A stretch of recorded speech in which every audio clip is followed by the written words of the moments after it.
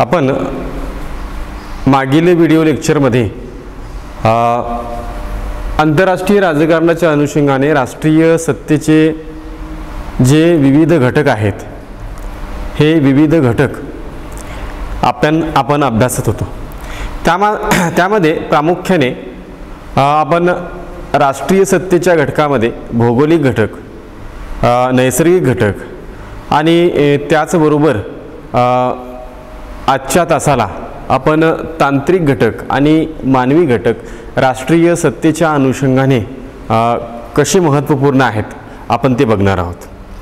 तर आपण बघतोय की आधुनिक काळामध्ये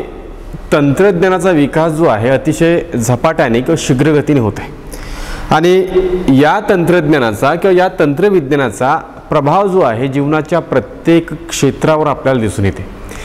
म्हणजे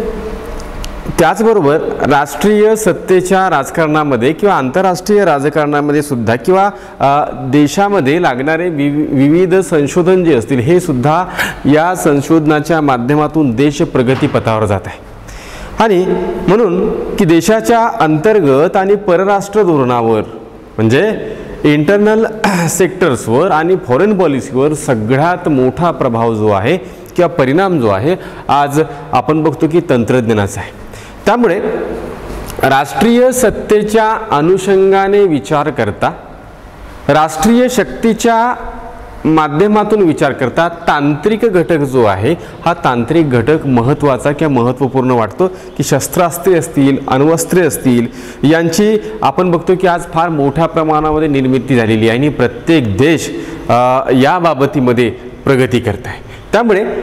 राष्ट्रीय सत्तेच्या अनुषंगाने तांत्रिक घटक कितपत महत्त्वाचा आहे किंवा कसं महत्त्वपूर्ण आहे किंवा राष्ट्रीय शक्तीच्या किंवा राष्ट्रीय सामर्थ्यामध्ये वाढ करण्यामध्ये तांत्रिक घटकांचा वाटा किती आहे किंवा योगदान किती आहे आपण ते बघूया। विविध हे एक 5 मुद्दे आहेत, या 5 मुद्द्यांच्या माध्यमातून आपण तांत्रिक घटकाचं राष्ट्रीय सत्तेमधील असणारं अभूतपूर्व योगदान किंवा महत्त्वपूर्ण योगदान जो आहे महत्त्वपूर्ण योगदान आपण बघू। पहिला मुद्दा संसूचन तंत्रज्ञान। आपण या क्षेत्राच्या अनुषंगाने आपण बघू की आजच्या युगामध्ये आपण बघतो की शीघ्र गतीने फार मोठ्या प्रमाणामध्ये किंवा फार अतिजलद धावणारी जी विमाने असतील, जहाजे असतील किंवा विजेच्या चालणाऱ्या रेल्वे असतील किंवा आकाशवाणी असेल किंवा टेलिव्हिजन जे आहेत ही संसूचनाची साधने जी आहेत या साधनांमुळे किंवा या संसूचनाची की जी साधनं जी आहेत यांच्यामुळं आज देश जे आहे किंवा राष्ट्र जे आहे हे राष्ट्र प्रगतीपथावर जाताना आपल्याला दिसतं की माहिती तंत्रज्ञानाचं क्षेत्र जे आहे की माहिती तंत्रज्ञान जे आहे हे प्रत्येक देशामध्ये महत्त्वाचा बदल म्हणजे क्रुशियल म्हणजे क्रुशियल रोल जो आहे किंवा भूमिका जी आहे अतिशय माहिती तंत्रज्ञानाची अतिशय महत्त्वाची किंवा महत्त्वपूर्ण आहे। त्यामुळे ज्या देशाने इंटरनेट व संगणक अशा क्षेत्रामध्ये प्रगती केली आहे त्या देशाचं राष्ट्रीय सत्तेमध्ये वाढ जी आहे वाढ आपल्याला दिसते की आपण बघतो की शीघ्रगतीने चालणारी विमाने असतील, रेल्वे असतील विजेवर चालणाऱ्या, त्याचबरोबर आकाशवाणी असेल किंवा टेलिव्हिजन असेल यामुळे माहितीचा आदान प्रदान जो आहे माहितीचे आदान प्रदान अतिशय शीघ्र पद्धतीने घेता येतं आणि हे माहितीचा आदान प्रदान लवकरात लवकर किंवा अतिजलद होत असल्यामुळे देशाला आपल्या परराष्ट्रीय धोरणामध्ये किंवा राष्ट्रीय सत्तेमध्ये महत्त्वाचे फेरबदल जे आहेत महत्त्वाचे फेरबदल करतात। त्यामुळे कम्युनिकेशन टेक्नॉलॉजी जी आहे किंवा संसूचन तंत्रज्ञान जे आहे हे राष्ट्रीय शक्तीच्या किंवा राष्ट्रीय सामर्थ्यामध्ये वाढ करण्याच्या दृष्टीने अतिशय महत्त्वाचं आहे। त्याचबरोबर आपण बघतो की औद्योगिक तंत्रज्ञानाच्या अनुषंगाने जर विचार केला की तंत्रज्ञानाने औद्योगिक क्षेत्रामध्ये एक मोठी क्रांती जी आहे मोठी क्रांती घडवून आणलेली आहे की औद्योगिक तंत्रज्ञानाच्या क्षेत्रामध्ये आपण जर बघितलं तर मोठमोठी राष्ट्र जी आहेत मोठमोठी राष्ट्र तंत्रज्ञानाच्या माध्यमातून म्हणजे टेक्नॉलॉजीच्या माध्यमातून आपापल्या देशाची प्रगती जी आहे किंवा विकास जो आहे विकास हा साधला जात आहे आणि हे आपली प्रगती घडवून आणण्यासाठी त्यांनी विद्युत शक्ती असतील त्याचबरोबर अणुशक्ती असेल हा विविध भागांचा किंवा विविध घटकांचा जो आहे विचार केला आणि देशाच्या प्रगतीपथामध्ये किंवा देशाच्या विकासामध्ये या घटकांच्या आधारावर त्या देशाचं विकास साधण्यामध्ये प्रत्येक देश जे आहेत प्रत्येक देश प्रयत्नशील आहेत। औद्योगिक तंत्रज्ञानामुळे आणखीन एक महत्त्वाचा मुद्दा असा की औद्योगिक तंत्रज्ञानामुळे आपल्याला असं बघायला मिळतं की या तंत्रज्ञानामुळे आपल्याला देशाची जी आर्थिक व्यवस्था जी आहे किंवा आर्थिक स्थिती जी आहे आर्थिक स्थिती सुधारण्यामध्ये मदत झाली आहे। त्यामुळे ऑटोमॅटिकरित्या किंवा ह्या ज्या बाबी ज्या आहेत ह्या बाबी कुठल्याही राष्ट्राला पूरक आणि राष्ट्रीय हिताच्या अनुषंगाने पूरक आणि पोषक असतात आणि या दृष्टिकोनातून जर बघितले एखाद्या देशाच्या अर्थव्यवस्थेला बळकटी प्राप्त करण्यासाठी औद्योगिकदृष्ट्या एखादं राष्ट्र प्रगत असणं किंवा त्या दिशेकडे वाटचाल करणं हे राष्ट्रीय शक्तीच्या अनुषंगाने किंवा राष्ट्रीय सत्तेच्या अनुषंगाने अतिशय महत्त्वाचं किंवा महत्त्वपूर्ण मानला जातो। त्यामुळे औद्योगिक तंत्रज्ञान हा एक महत्त्वाचा भाग त्याच्यामध्ये मानला जातो। तिसरा आहे शस्त्रास्त्र तंत्रज्ञान। या आधुनिक काळामध्ये बघितलं की पारंपरिक काळामध्ये आपण शस्त्रास्त्राच्या निर्मितीमध्ये जर बघितलं की शस्त्रास्त्राची निर्मिती ही पारंपरिक पद्धतीनुसार केली जायची। फार मोठ्या प्रमाणामध्ये तंत्रज्ञानाचा विकास जो आहे हा तंत्रज्ञानाचा विकास झालेला नव्हता। आज प्रत्येक राष्ट्र पारंपरिक शस्त्राऐवजी आधुनिक पद्धतीची शस्त्रास्त्रे जी आहे शस्त्रास्त्रे निर्माण करण्यावर भर दिलं जातं। शस्त्रास्त्रांचा विपुल म्हणजे शस्त्रास्त्र जे आहेत या शस्त्रांचा विपुल मोठ्या प्रमाणामध्ये असणारा साठा हा सुद्धा राष्ट्रीय सत्तेच्या अनुषंगाने किंवा राष्ट्रीय सामर्थ्याच्या अनुषंगाने महत्त्वपूर्ण ठरत असतं। कारण की शस्त्रास्त्राद्वारे एक राष्ट्र दुसऱ्या राष्ट्रावर नियंत्रण जे आहे नियंत्रण प्रस्थापित करू शकतो। त्यामुळे आधुनिक काळामधील निर्माण झालेली जी शस्त्रास्त्रे जी आहे ही शस्त्रास्त्र इतर राष्ट्रावर म्हणजेच अन्य राष्ट्रावर प्रभाव निर्माण करण्यामध्ये किंवा नियंत्रण प्रस्थापित करण्यामध्ये महत्त्वपूर्ण ठरली आहेत। आणि या दृष्टिकोनातून आपण जर बघितलं की आज पूर्वीच्या काळामधील जी शस्त्रास्त्र जी बघितली आणि आजच्या काळामधील शस्त्रास्त्र जी बघितली तर फार मोठ्या प्रमाणामध्ये किंवा एखाद्या वेळेस आपण असे उदाहरण दिलं जातं की जपानमध्ये जो अणुबॉम्बचा वर्षाव झाला आणि आता विविध प्रगत राष्ट्रांकडे किंवा विकसित राष्ट्रांकडे जे अण्वस्त्र आहेत त्याहूनही कितीतरी महाभयंकर अशा स्वरूपाचं अण्वस्त्र किंवा शस्त्रास्त्राची किंवा निर्मिती आपल्याला झालेली दिसते की शस्त्रास्त्राच्या निर्मितीमध्ये आपण हे असं सांगू शकतो की असं राष्ट्रीय शक्तीमध्ये वृद्धी करण्यामध्ये महत्त्वाचा वाटा त्यांचा राहिला। नंतर अण्वस्त्र तंत्रज्ञान जे आपण आता चर्चा करतो की तंत्रज्ञानाच्या क्षेत्रामध्ये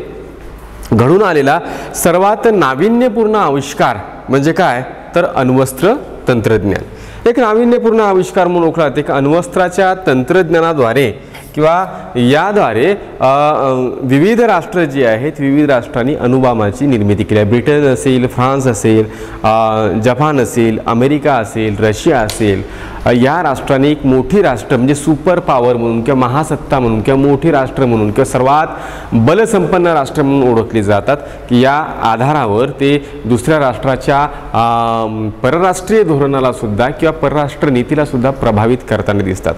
1950 नंतर आणखीन जर बघितलं की अण्वस्त्राच्या बाबतीमध्ये 1979 मध्ये इस्रायलने विस्फोट केला, त्यानंतर भारताने 1998 मध्ये आणि त्यानंतर लगेच पाकिस्तानने सुद्धा अण्वस्त्र विस्फोट केला की या दृष्टिकोनातून जर बघितलं की राष्ट्रीय सत्तेच्या अनुषंगाने की आंतरराष्ट्रीय राजकारणामध्ये किंवा आंतरराष्ट्रीय संबंधामध्ये अण्वस्त्रधारक जे राष्ट्र आहेत किंवा अण्वस्त्र संपन्न जे राष्ट्र जे आहेत या राष्ट्रांना आंतरराष्ट्रीय राजकारणामध्ये महत्त्वाचं स्थान आहे। आपण दुसऱ्या महायुद्धानंतरच्या काळात आपण जर बघितलं जसं आपण बोलतोय की त्या काळामध्ये विविध राष्ट्रांनी अण्वस्त्र चाचणी जी आहे किंवा अणुचाचणी जी आहे अणुचाचणी फार मोठ्या प्रमाणामध्ये घेतली आहे आणि हा घटक सुद्धा राष्ट्रीय सत्तेच्या अनुषंगाने किंवा राष्ट्रीय सामर्थ्याच्या अनुषंगाने महत्त्वाचा ठरतो। नंतरचा मुद्दा तांत्रिक घटकामध्ये अंतराळ तंत्रज्ञान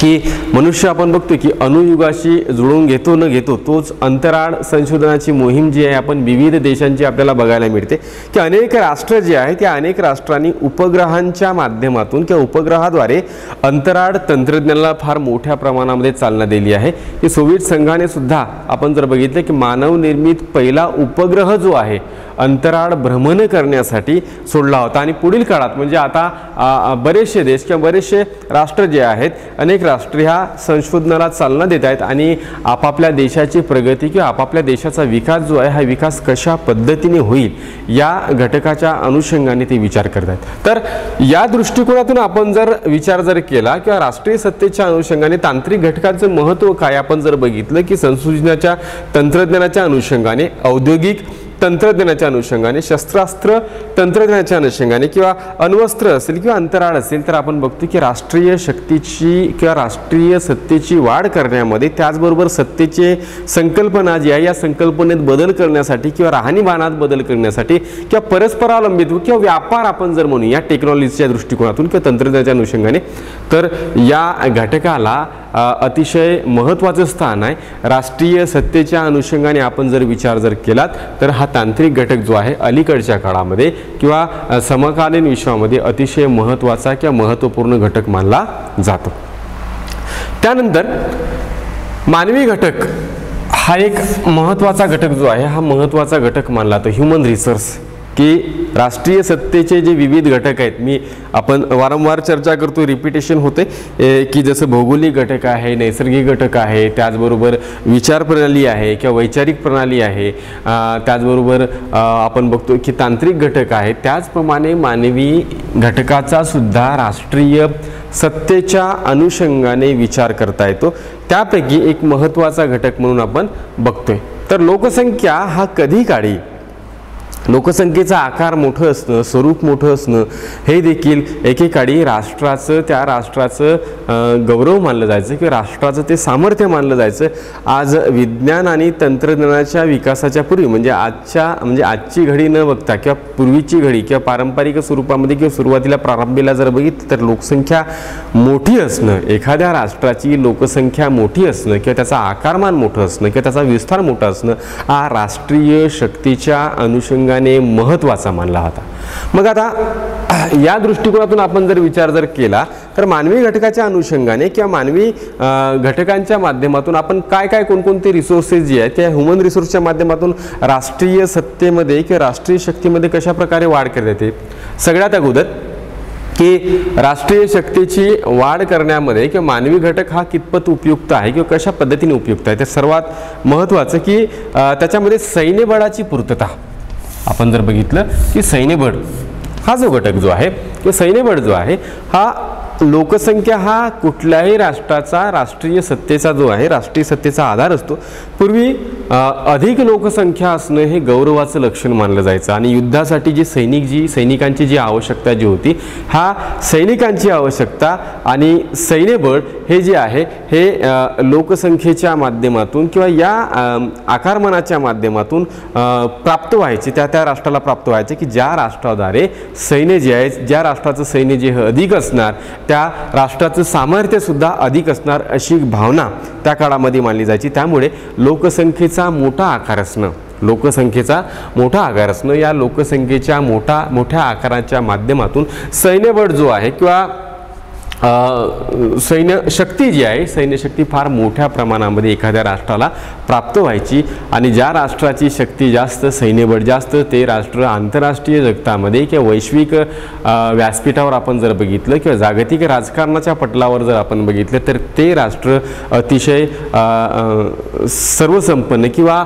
सैन्यबळाच्या दृष्टिकोनातून महत्त्वाचा किंवा महत्त्वपूर्ण मानलं जायचं.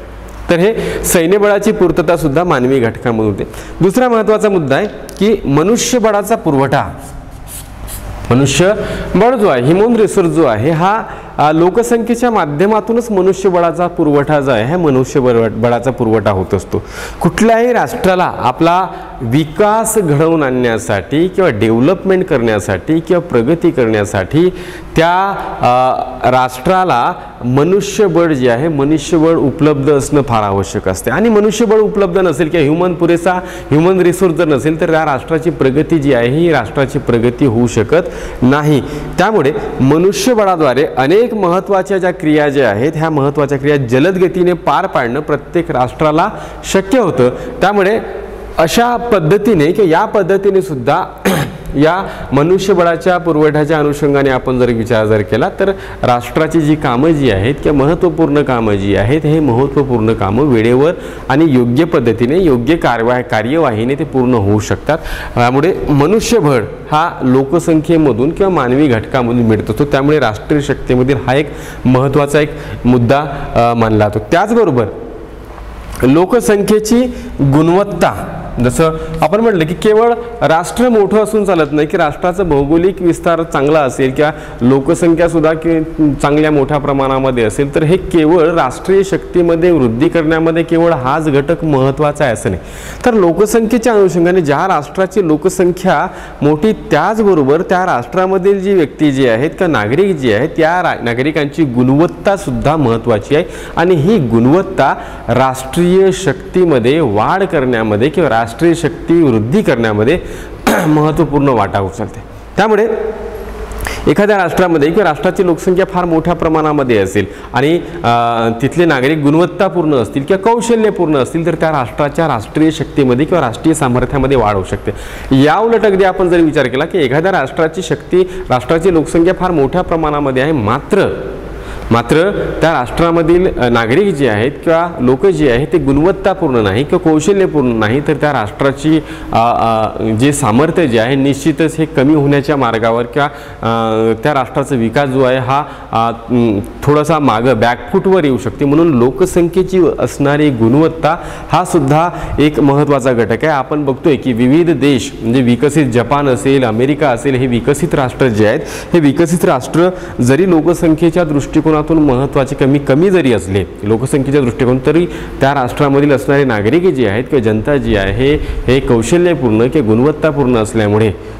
ते राष्ट्र प्रगतीपथावर दिसतात. त्याचबरोबर चीनचं आपण उदाहरण जर घेतलं तर चीन या दृष्टी लोकसंख्येचा आकारमान फार मोठा असून सुद्धा त्या राष्ट्रामधील जनता जी आहे किंवा नागरिक जे आहे हे कौशल्यपूर्ण असल्यामुळे ते सुद्धा राष्ट्राच्या प्रगतीमध्ये किंवा राष्ट्रीय सामर्थ्यामध्ये वाढ घडवताना आपल्याला दिसतात. त्यामुळे लोकसंख्येची असणारी गुणवत्ता जी आहे ही गुणवत्ता सुद्धा तेवढीच महत्त्वाची किंवा महत्त्वपूर्ण वाटते. त्यानंतर मानवी घटकाच्या अनुषंगाने की राष्ट्राची सुरक्षितता नॅशनल सिक्युरिटी ज्याला म्हटलं जातं की राष्ट्राची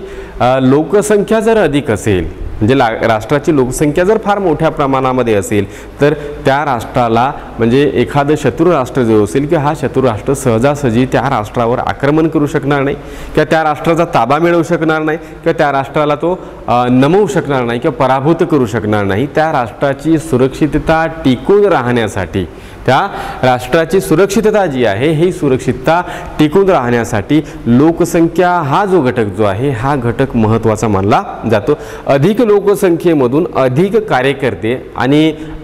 कार्यक्षम सैनिकांची निवड जी आहे सैनिकांची निवड ही चांगल्या प्रकारे केली जाते आणि या अनुषंगाने देशाच्या सुरक्षिततेचा प्रश्न जो आहे किंवा नॅशनल सिक्युरिटीचा जो प्रश्न जो आहे हा प्रश्न लोकसंख्येच्या आधारावर सोडवला जाऊ शकतो. त्यामुळे राष्ट्राच्या सुरक्षिततेच्या अनुषंगाने सुद्धा आपण जर बघितलं तरीही मानवी घटक जो आहे किंवा लोकसंख्या हा घटक जो आहे हा राष्ट्रीय सत्तेमध्ये एक महत्त्वपूर्ण त्याची भूमिका जी आहे महत्त्वपूर्ण त्यांची भूमिका राहिली आहे. शेवटचा मुद्दा याच्यामध्ये की राष्ट्रीय सामर्थ्यामध्ये वाढ करण्यामध्ये राष्ट्रीय सामर्थ्य जे आहे राष्ट्रीय सामर्थ्यामध्ये वाढ करण्यामध्ये की लोकसंख्येच्या दृष्टिकोनातून आपण जर बघितले की लोकसंख्येच्या मोठ्या आकारामुळे राष्ट्रीय सामर्थ्यामध्ये वाढ घडून येण्यास जी मदत तर होतेच पण अनेक वसाहतवादी राष्ट्र जी आहेत ह्या वसाहतवादी राष्ट्रांनी आपल्या संख्याबळाच्या आधारावर राष्ट्र म्हणजे स्वातंत्र्य लढा जो आहे हा स्वातंत्र्य लढा त्यांनी यशस्वी केला आहे. भारताचं आपण उदाहरण जर बघितले की भारतासारखे मोठे राष्ट्र जी आहेत किंवा विशाल राष्ट्र जी आहेत किंवा विशाल लोकसंख्या असणारे राष्ट्र जी आहेत या लोकसंख्येच्या माध्यमातून ब्रिटिशांच्या सत्तेचा प्रतिकार जो आहे ह्या ब्रिटिशांच्या सत्तेचा प्रतिकार त्यांनी केला. त्यामुळे राष्ट्रीय सामर्थ्यामध्ये म्हणजे राष्ट्राच्या सामर्थ्यामध्ये वाढ घडवून आणण्यासाठी लोकसंख्या जो आहे लोकसंख्या हा सुद्धा घटक महत्त्वाचा आहे. त्यामुळे यामधील आपण बघितले की सैन्यबळाची पूर्तता मनुष्यबळाचा पुरवठा गुणवत्ता लोकसंख्येची गुणवत्ता राष्ट्राची सुरक्षितता किंवा राष्ट्रीय सामर्थ्यावर. मात्र आजच्या अनुषंगाने विद्यार्थी मित्रांना आपल्याला जर सांगायचं म्हटलं तर अशा प्रकारे राष्ट्रीय सत्तेचं प्रतीक म्हणून लोकसंख्या या घटकाला जरी विशेष महत्त्व जरी असलं तरी मात्र आजच्या काळामध्ये आपण जर बघितलं तर आजच्या काळामध्ये लोकसंख्या किंवा मानवी हा घटक जो आहे, मानवी हा घटक कालबाह्य किंवा आउट ऑफ डेट असं म्हटलं जातं की कालबाह्य ठरलेला आहे. कारण आपण बघतो की आजच्या काळामध्ये, आधुनिक काळामध्ये वाढत्या लोकसंख्येमुळे राष्ट्रांना अनेक समस्या ज्या आहेत त्या अनेक समस्यांना तोंड द्यावं लागतं. शिवाय आज आपण बघतो की तंत्रज्ञानाचा प्रभाव जो आहे किंवा तंत्रज्ञानाचा परिणाम जो आहे हा प्रत्येक क्षेत्रावर आपल्याला पडताना दिसतो आणि त्याचे चांगले इफेक्ट किंवा चांगल्या गोष्टीसुद्धा त्या राष्ट्राच्या प्रगती करण्यामध्ये किंवा राष्ट्रीय सामर्थ्यामध्ये वाढ करण्यामध्ये महत्त्वाचं ठरलं आहे. त्यामुळे कधीकाळी किंवा एकेकाळी आपण असं म्हणूया की मानवी घटक हा महत्त्वाचा राष्ट्रीय सत्तेच्या घटकांमध्ये महत्त्वाचा घटक किंवा महत्त्वपूर्ण घटक म्हणून मानला जायचा. तर या तासाच्या अनुषंगाने की या दृष्टिकोनातून आपण राष्ट्रीय सत्तेचे घटक बघताना आपण तांत्रिक घटक त्याचबरोबर आपण मानवी घटक आपण असे दोन घटक या व्हिडिओ लेक्चरच्या माध्यमातून बघितले. उर्वरित राहिलेले दोन घटक जे असतील म्हणजे नेतृत्व असेल आणि इतर घटक जे असतील, हे नेतृत्व आणि इतर घटक आपण पुढील व्हिडिओ लेक्चरमध्ये आपण बघणार आहोत. धन्यवाद.